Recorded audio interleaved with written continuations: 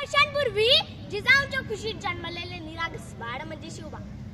राजनीती, युद्धनीती, गनिमिकावा यासारख्या कुटक्षेत्रांचा कळस म्हणजे शिवबा.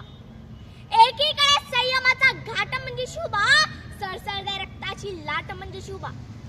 या महाराष्ट्रातील माणुसकी वळणाचे माप म्हणजे शिवबा. दुश्मनाच्या काळजातही पवित्र असे स्थान निर्माण करणारा किमयागार म्हणजे शिवबा. किमयागार म्हणजे शिवबा. मित्रांनो, शिवरायांबाबत बोलले की मी नक्कीच मोठे होईल. त्यांच्याबद्दल मला जे काही कळले ते मी तुमच्या समोर प्रामाणिकपणे मांडण्याचा प्रयत्न करत आहे. शिवरायांची आठवावे, जीवित ऋणवत मानावे. शिवरायांची आठवावे, जीवित ऋणवत मानावे. इहलोकी आणि परलोकी उरावे कीर्ती रूपे, उरावे कीर्ती रूपे.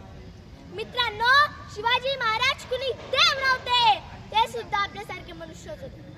पण त्यांच्या अंगी अलौकिक असे गुण होते व त्या गुणांमुळेच ते पुढे अजरामर झाले. महाराजांनी हिंदवी स्वराज्य स्थापन केले. हिंदवी स्वराज्य स्थापन करत असताना त्यांच्याजवळ प्रचंड सैनिक साठाही नव्हता, शस्त्र पुरवठाही नव्हता. म्हणून सुरुवातही शून्यातूनच झाली.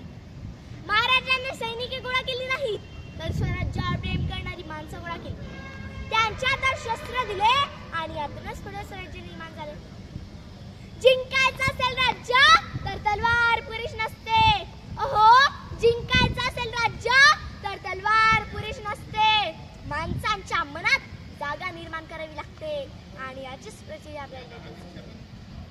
शिवरायांचा वारसा सांगणारे आपण, स्वतःला सुशिक्षित समजून घेणारे आपण स्वतःच्या जन्मकुंडलीला घेऊन फिरतो. आला अपयश तर करतो आत्महत्या, नाहीतर लावतो बाटली तोंडाला. शिवराय देखील आपल्या जीवनात अपयशाला सामोरे गेले.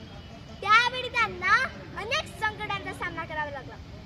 शेवटी पुरंदराच्या ताच्या वेळी तर साऱ्यांना चाटू लागले की स्वराज्य आता संपले. पण पुढे जाऊन शिवरायांनी आपला गेलेला एक किल्ला दुश्मनाशी सामना करून परत मिळवला.